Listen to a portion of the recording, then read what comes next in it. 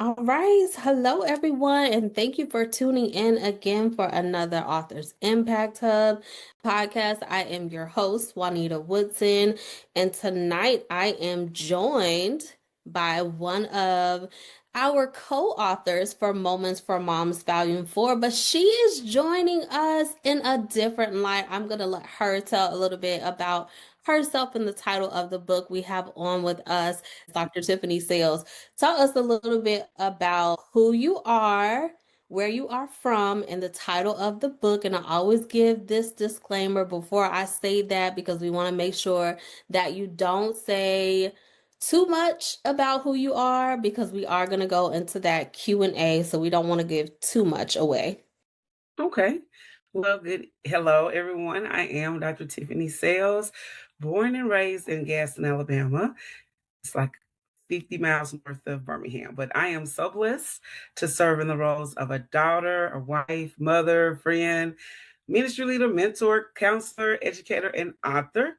And I'm so excited to share about my debut book, We Say. Yes, yes.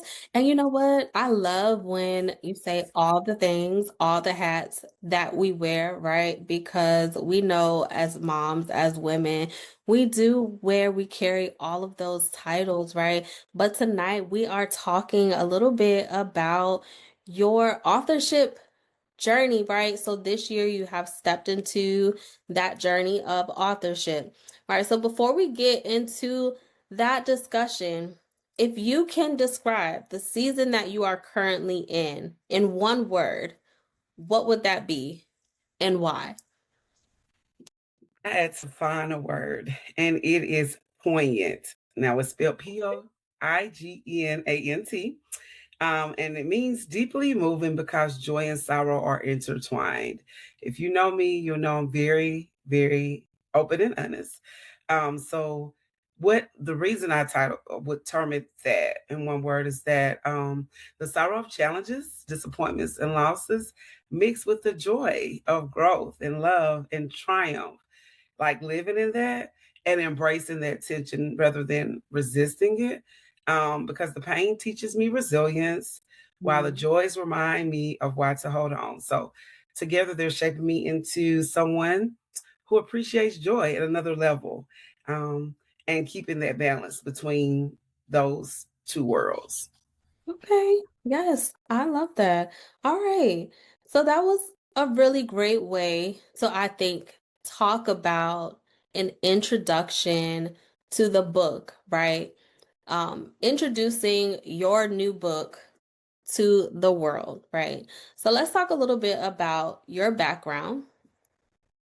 You have such an incredible journey from first generation college graduate to award winning counselor and educator. What early experiences shaped your passion for psychology and student success? Because I know that that kind of ties into the reason why you wrote your book, We Say. Yes, yes. So my passion for psychology and student success began with my own journey as a first generation college student.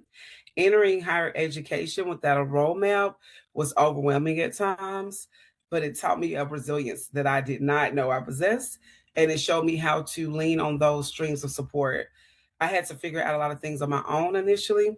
Yet along the way, I was blessed with mentors and educators who believed in me, and their encouragement, though their words of affirmation gave me a confidence and reminded me that I wasn't alone. And those experiences, I would say, kind of shaped me wanting to give back to help other students who may feel lost or unsure of themselves. So today, that commitment drives me to create spaces where students feel seen, heard, valued, and empowered to reach their goals. And I want them to know that their challenges don't define them. Like they are not what they do, they are who they are. And that those challenges can also be stepping stones towards success. So that's a lot of my passion for student success is from that journey. Yes, absolutely. And I think that is definitely a reminder for us, even as adults, right? Your challenges, your failures, they do not define you, right? We know that God can use anything. We can Yes, turn we those can. things around in our life. So, just a little bit more about your background, and then I'm excited to talk about your book. So, you have served as both a psychology program director and a school counselor. So, how have those roles influenced the way you show up as an author and an educator today? Both of those roles, I feel like they deeply shape the way that I show up because, again, as the first generation college student experience, I know firsthand how challenging it can be to navigate some areas, some contexts without a lot of guidance. And in both of those professional roles, I had the privilege of supporting like the most amazing students that struggled through, they had similar struggles as myself, and helping them to build that resiliency and find those resources and believe in their own potential. So, working closely with students taught me the importance of making sure that they had those safe spaces. And it also like fuels my commitment to show up in my writing and in my teaching. I use my platform, pretty much any platform I'm given, to give hope and empower voices, reminding people the value of their voices and leaving a legacy of encouragement and courage for those students. So whether they were little bitties or college students, my experiences in education remind me that every story matters because I've came across many stories.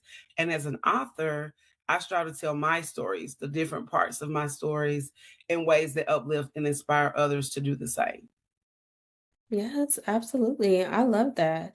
So let's talk about We Say, right? So what inspired you to write We Say? Well, before we talk about what inspired you to write We Say, because this is a brand new book for those that may not know, tell us a little bit about what We Say is about. So we say it's kind of before I go into what inspired it, it's just thinking about how oftentimes throughout life you hear persons talk about they said this or they said that. And sometimes it's just surface, but at times there are things that are hurtful. And I remember even being younger thinking, like, who are they? Who are the they that they're talking about? Yeah. Um, are these pretend people? Are these things that really happen? So that's kind of where the kind of that term we say like, okay, I hear what you're saying, they say, but what do you say, or what am I saying that trumps all of that? So just kind of because that's a common thread I think throughout life, you're keeping up with them or worried about them or what they're saying and what they're thinking. And I was thinking that's just giving too much power to whoever they are when, hey, what am I saying? So that's kind of the framework. So I'm really excited to talk more about that. Yes, absolutely. Okay, so I wanted to ask that question first, and I'll go Mhm. into this next question. So, what inspired you to write We Say, and why was this message important to release now? Well, I will say, I think I said this on another interview or something that motherhood has given me so much great content, and I'm excited to be able to share it. But truly, We Say was inspired by collaborating with my oldest daughter, Willow, when she was in third grade. Her and her classmates, we were kind of tasked with creating a short skit for our Black History program at the school. I was a school counselor where she attended school, and that skit needed to revolve around tolerance and self-love and identity. And so pretty much the students, they created this skit. We talked about what's the worst thing that someone has said about you, or the thing that hurt you the most. And we talked about that, and then they flipped it. And we made a skit from that. And it was truly their hearts. It was from their hearts. And so we performed the skit in front of the school. It received like a standing ovation, and teachers were crying after the skit. So I'm like, oh, they were really touched because the students presented their area of weakness or their area that they had been hurt in, but they flipped it. And so it started off as like, well, they say I'm a crybaby. And then they go off the stage like they were powerless, but then they would come back on with empowered, like I say that I am very emotionally aware, or whatever. It was Yeah. different situations. But later, that was 2013. That's how long ago it's been. And about 2018, when I was working at a summer camp, somehow, some way, they asked that we perform the skit again. So this is a different group of students, and again, it went off so well. And all the emotions afterwards to let me know, okay, this is a need. Because although it was from children, for children, a lot of the adults were moved by it. So I said, oh, this is for children of all ages, even us who are Yes. still dealing with the things that they say.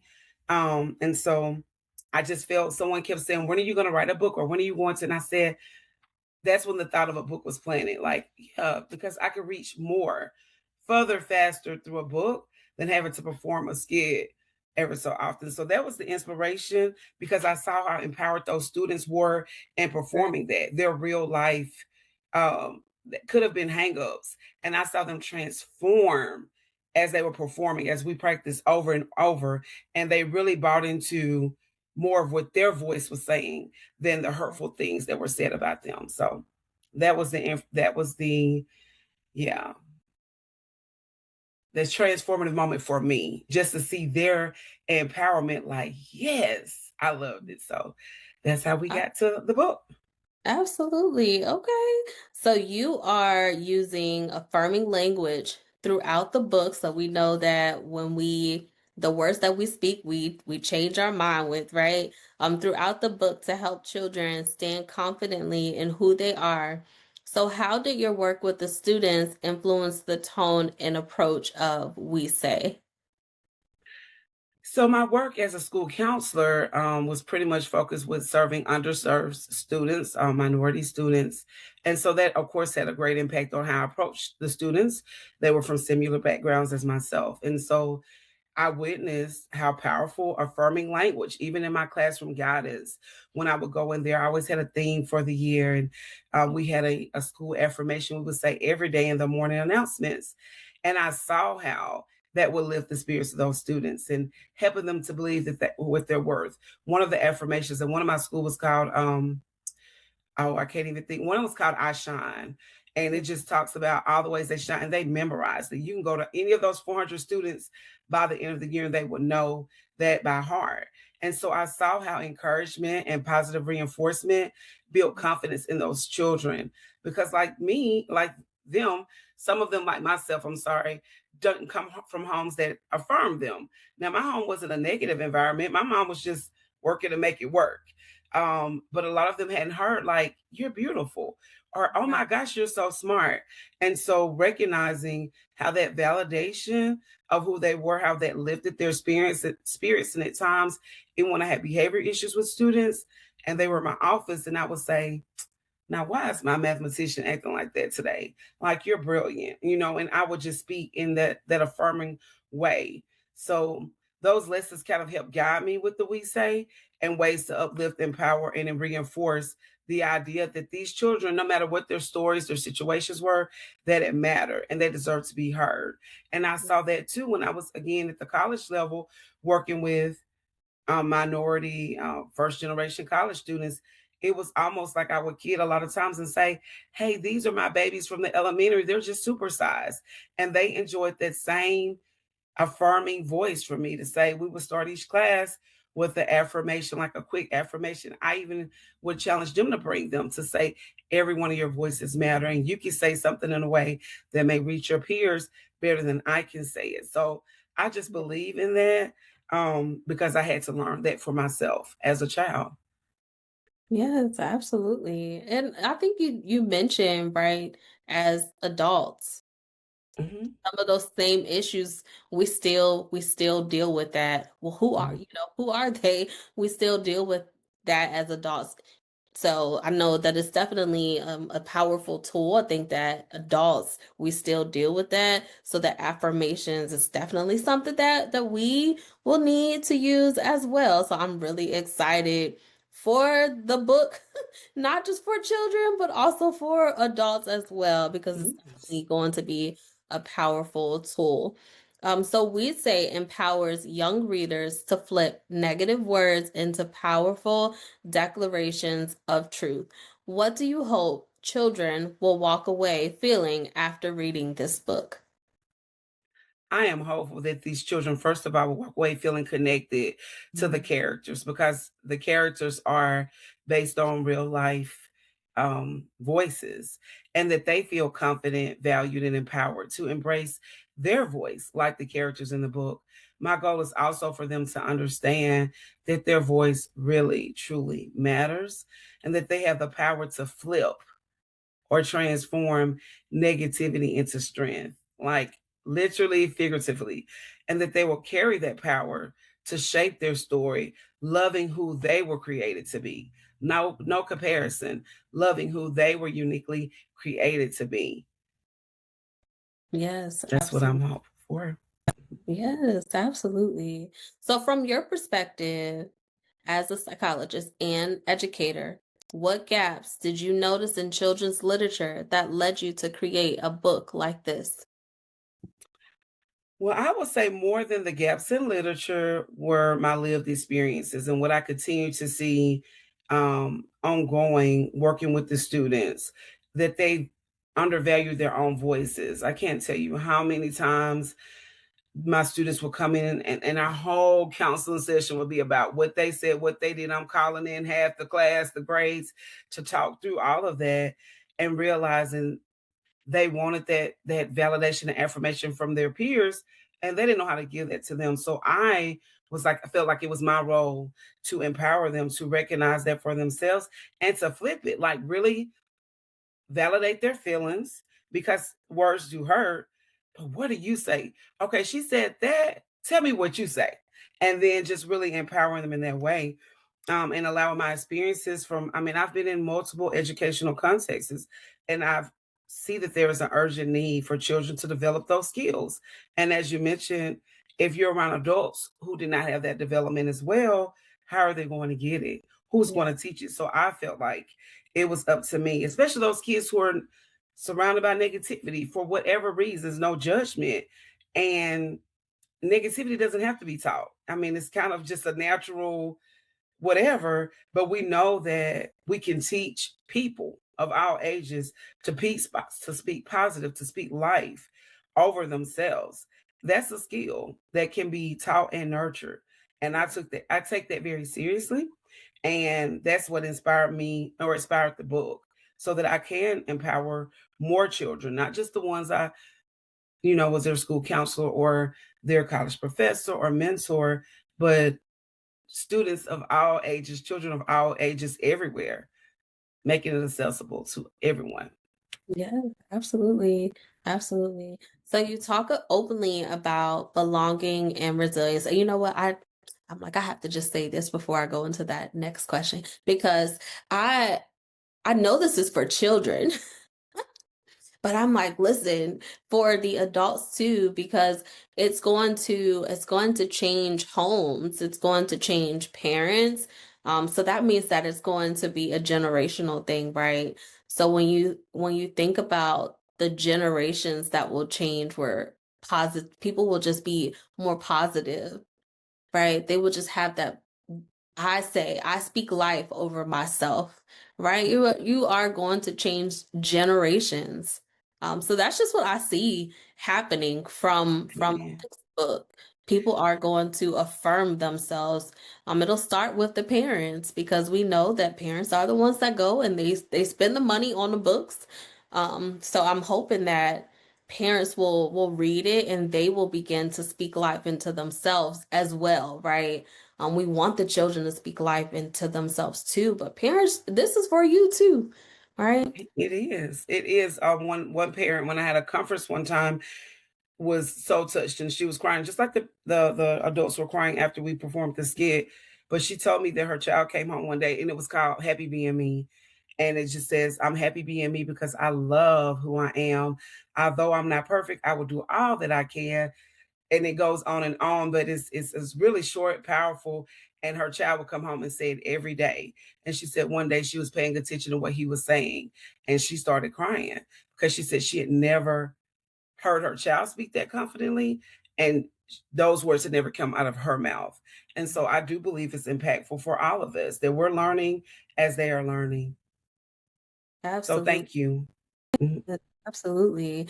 So you talk openly about belonging and resilience. So what are some of the biggest challenges you see kids facing today when it comes to identity and confidence? Oh, I think one of the greatest challenges that is no surprise is that of the exposure to social media. They see pictures and posts all day long, and they're comparing themselves, whether intentionally or not. And it causes them at times, especially in those in that elementary age, they're feeling inadequate, insecure, all of those things at younger ages, things that we weren't probably exposed to during that time.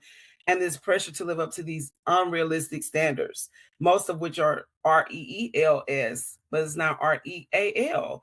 And so, but getting them to understand that when it's people that they look up to and admire, also personal environments. I mean, let's just be honest. Some of them can be challenging when family and friends say things for fun that truly reach the heart of those kids. I've been guilty of it. I was in environments that, things were said over me that probably were not meant to be hurtful intentionally. So, um, but it's just that comparison, whether it's social media, whether it's through their peers at school who may have greater means or whatever the case. And them not knowing how to celebrate their own uniqueness. Yeah, my hair maybe is a 4C, which it is, and it's thick and it's harder to manage, but it's mine and it's beautiful. And so just learning, I feel like they just need more exposure with learning how to celebrate their own uniqueness. And they struggle with that. I mean, I think even years ago, probably centuries ago, people have already struggled, especially in that young childhood, adolescence. But now we are bombarded with messages all day, every day. And yeah, I feel like people, children, adults, we can forget our own value because of the comparisons and forget to affirm ourselves. It may be quicker to say, "Oh, she is so beautiful." But how about she is so beautiful and I am too? Teaching them that like it's okay to celebrate and praise what you see whether it's real or not. But what about you that you're with every day? And so I feel like that's a great challenge, that comparison, that overexposure, and then maybe our generation sometimes lacking the skills to be able to affirm them at the level that they need in comparison to the amount of exposure they're receiving these days. Okay. So, um, but yeah, teaching them that their voice matters and that what you see is great, but like look in the mirror, like that's free. That's no app, that's no, and what do you say about her or him? I think that's important.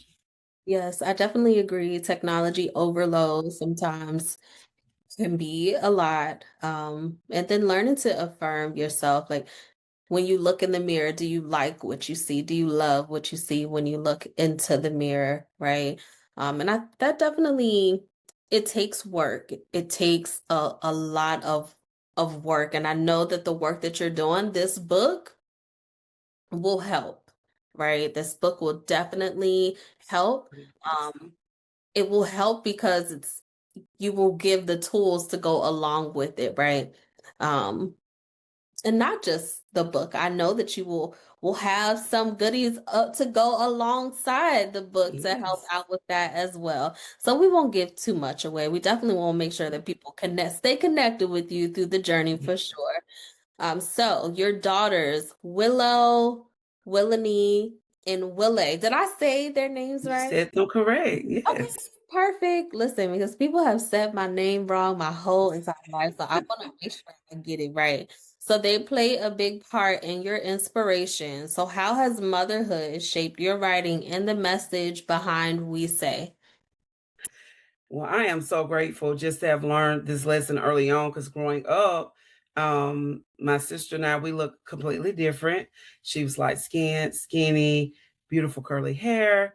I was brown skinned, chunky, and thick hair.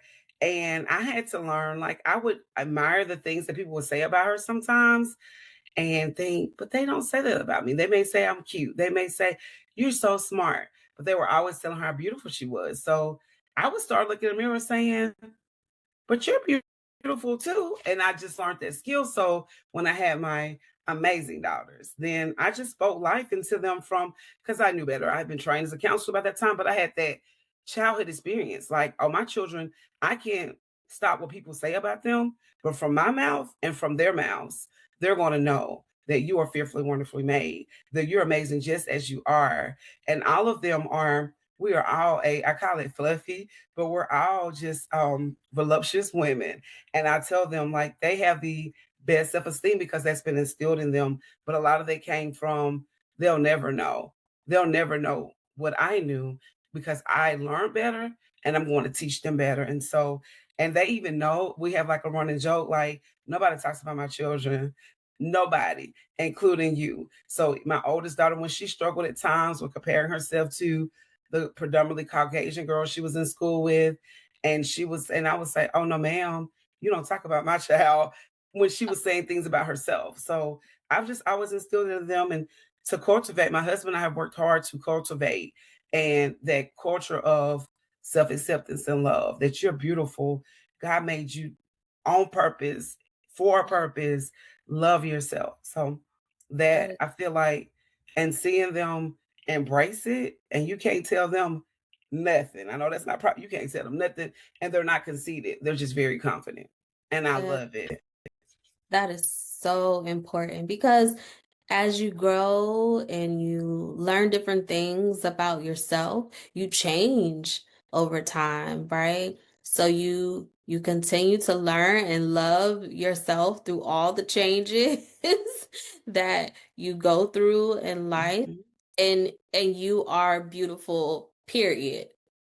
Not Period. you are beautiful, Beautiful. period, right? I would I, tell them not to. I would tell them you're beautiful butt naked with no clothes on, no makeup, no hair done. You're beautiful and you're natural who he made you to be. And that's for all of us if we believe it. if we believe it, and that's just it. I love that. So representation and inclusive storytelling are powerful. Why do you believe they are essential in children's books today?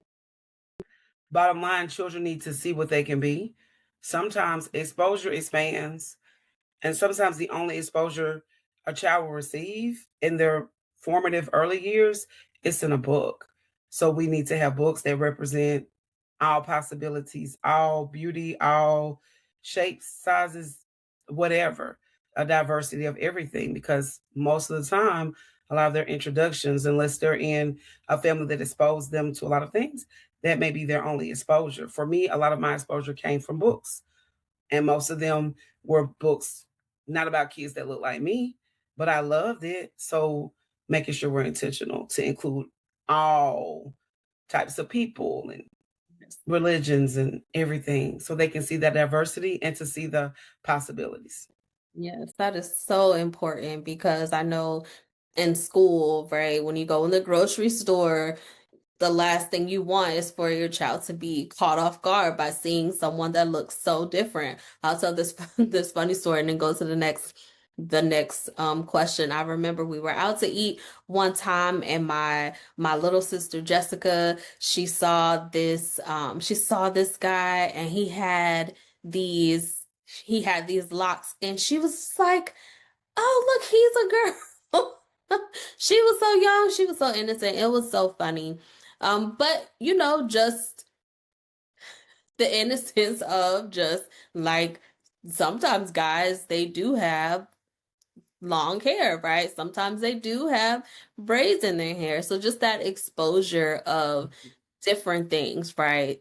Different types of different types of people. You have to be able to expose your kids to different things so when they're out in public, they may not embarrass you. So just that's funny because sometimes those things can really happen. So yes. So what has the writing and publishing process been like for you as a first time children's book author?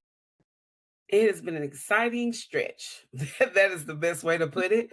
But what I've learned is that and I'm surprised, not really surprised, because I'm not frugal, but I'm learning how to invest in me. So investing in a publisher, because I know self-publishing is a big thing, but investing in a publisher with Grace for Purpose Co., which is of course, Miss Juanita, and then a kid lit specialist or strategist. I think that's the name you gave, Miss Paula. That has been amazing. So my process has truly been a beautiful one filled with support and encouragement.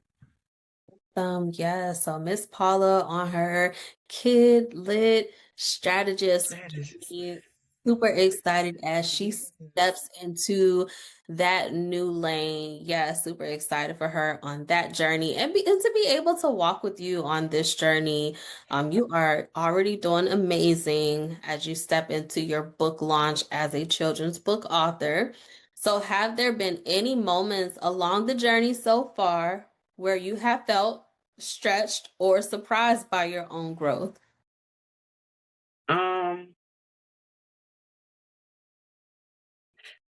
I mean, kind of what I already shared. Yeah, just what I've already shared. Just stretched that I'm actually doing this and I'm doing it not overwhelmed because Yeah. things I could easily be overwhelmed, but I believe because of the timing being now and he's placed the pieces and the support needed, I think that surprised me the most because I remember thinking about it a few years back and just the conversation I had with the publisher, I was like, never mind. Like it was too much. But to be in a place now where during this pause season that I didn't understand the purpose, I'm like, yeah, I see what it was for. And that he was putting, you were already established, but you were pushing Miss Paula into position. And then I get to be her first kid lit specialist client or strategist client. So yeah, the Yeah. stretching has been like, wow, God, like we're doing this and it's not overwhelming. It's Yeah. exciting. It really is. Yes, yes. When those puzzle pieces start to just move in the right place and you don't feel overwhelmed, yes, that's the right connection. Yes. That's when you know it's the right connection for sure. So, who is We Say for, and how can parents, counselors, and educators intentionally use this book with their children? Well, of course, it's catered. The graphics are catered to the younger children, like ages 6 to 11, but it truly speaks to the heart of children of all ages, even the voices inside of us, that little Tiffany. And it can be used to intentionally practicing reading aloud affirmations. Some we take for granted, some people know what that is. My children, they grow up with it. A lot of children did not. They don't know what an affirmation or confession is. So it gives them an opportunity to be exposed to that, to have examples, and then give them the space and creativity to develop their own. So it's designed to help every child recognize the power of their voice and carry that truth with them wherever they go on throughout their lives, and Mm, hopefully do the same for those adults as well.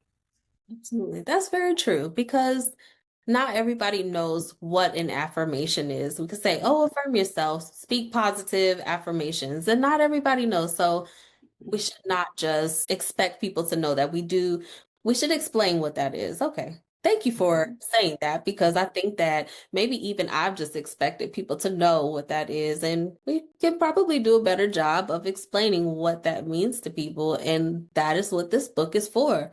This is a tool to teach people how to do that for sure. All right. So you speak nationally on education, mental health, empowerment, and family engagement. How do these themes show up in your work as an author? My work as an author is all about empowerment, taking care of you, self care on whatever level. So, of course, for children, it's the affirmations, but that's building that self esteem, that awareness. For the college students, it was more. How do you pour into you? How do you take care of you? So I'm always empowering people to pay attention to you, know that you're valuable, you're important, and you're with you forever. Like I'll ask the younger kids, who are you stuck with forever? From the moment you breathe your first breath to when you breathe your last, who are you? And they'll say, God, my parents. And I'll say, no, the human that you're stuck with forever is you. You got to learn to love you, all the things about you. And that's kind of my message, even with adults. Like, if you love you, how are you showing it? How are you listening to you?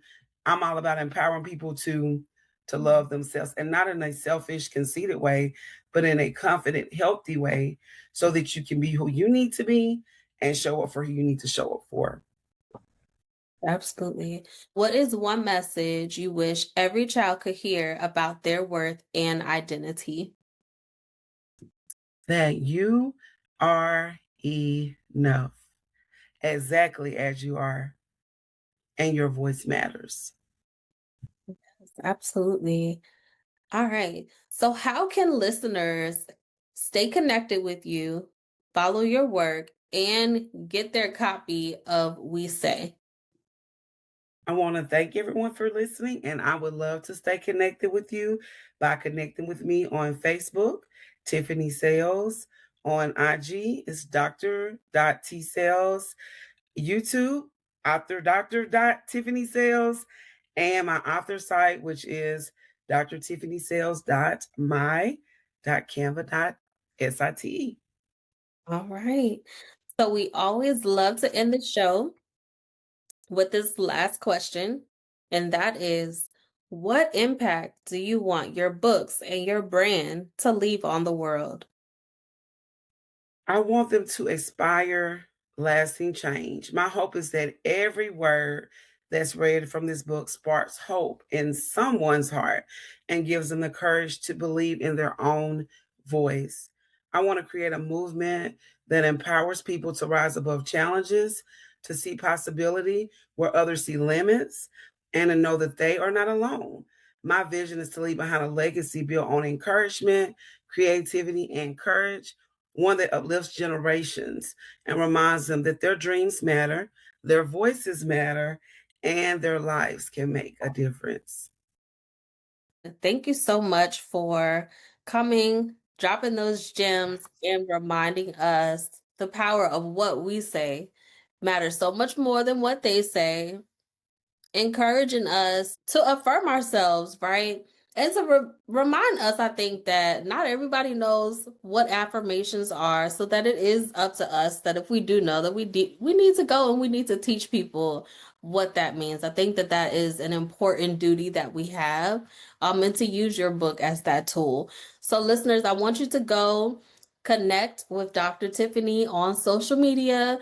You know that I am going to ask that when you listen to this episode, you drop your takeaway in the chat. Y'all do an amazing job with showing up in the chat. So please make sure that you go and leave your takeaway. Share this episode with someone who needs to hear it. Like, subscribe, and share. And stay tuned for the next episode. Thank you so much for tuning in for the Authors Impact Hub podcast. Until next time, thank you so much for joining.